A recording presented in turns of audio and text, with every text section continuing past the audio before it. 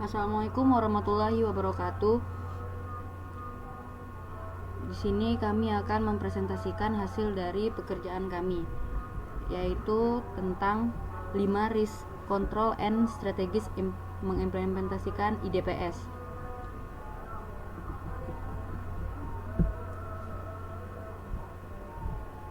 IDS merupakan suatu sistem yang mampu melakukan pendeteksian terhadap suatu gangguan yang berupa penyerangan. Adapun tipe pendeteksian gangguan ini terbagi menjadi dua bagian, yaitu host based attack atau HBAD, atau pendeteksian gangguan yang dilakukan terhadap suatu komputer tepat disimpannya aplikasi ini. Kedua yaitu network based attack detection atau NABD, sebagai pendeteksi yang dilakukan terhadap suatu kondisi dengan lingkup jaringan. Contohnya yaitu firewall. Dengan menggunakan perangkat ini, aksi akan lebih lengkap dan berkelanjutan sehingga dapat terhindar dari setiap gangguan. Kemudian ada defense. Defense yaitu suatu pertahanan, di mana upaya untuk mencegah suatu eksploitasi kerentanan. Contoh dari defense adalah hackers. Hackers yaitu menambahkan security control pada sistem. Kemudian pencurian hardware, menambah access control pada tiap ruang pemantau. Kemudian pencurian hardware seperti membuat password yang lebih secure. Kemudian malware, yaitu menyediakan penghalang malware pada server. Kemudian software versi lama, itu seperti melakukan upgrade software secara berkala. Kemudian ada transfer. Transfer adalah suatu upaya untuk mengalihkan resiko ke aset lain, proses lain, atau organisasi lain. Contohnya yaitu mengalihkan risiko keuangan ke perusahaan asuransi.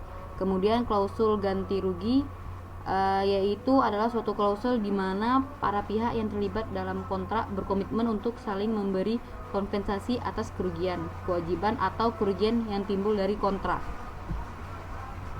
Kemudian terakhir itulah menyewa ISP atau organisasi konsultan untuk menyediakan produk dan layanan untuk mereka. Kemudian akan dilanjutkan dengan rekan saya, yaitu Sania. Selanjutnya ada mitigate. Mitigate upaya untuk mengurangi kerusakan disebabkan oleh insiden atau bencana yang disadari. Contohnya membangun komunikasi yang efektif antara perusahaan dengan supplier. Analisis kelemahan dan kekuatan perusahaan. Pengujian alat baru, teknologi, atau proses untuk jangka waktu tertentu. Meningkatkan biaya produksi produk. Lalu analisis lingkungan. Lalu ada accept, yaitu menerima keputusan untuk tidak melakukan apapun untuk melindungi aset informasi dari risiko dan menerima hasilnya. Contohnya yaitu pencurian hardware dengan membeli hardware baru, lalu salah pengoperasian dengan sistem crash dan harus diperbaiki.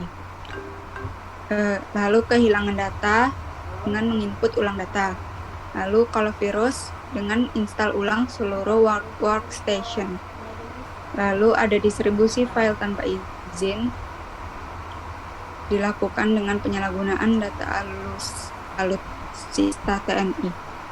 Lalu terakhir ada terminal, artinya mengakhiri berdasarkan kebutuhan atau pilihan organisasi untuk tidak melindungi aset atau sebuah tindakan untuk menghilangkan risiko dengan menghilangkan penyebab risiko dan atau hazard. Contohnya yaitu ketika suatu risiko memiliki kemungkinan tinggi dan dampak potensi tinggi. Sebuah organisasi akan menghentikannya atau menghilangkan risiko tersebut, dan organisasi akan menemukan bahwa ia harus menoleransi risiko di luar selera risiko empirisinya untuk terus melakukan aktivitas tertentu. Sekian dari kami. Wassalamualaikum warahmatullahi wabarakatuh.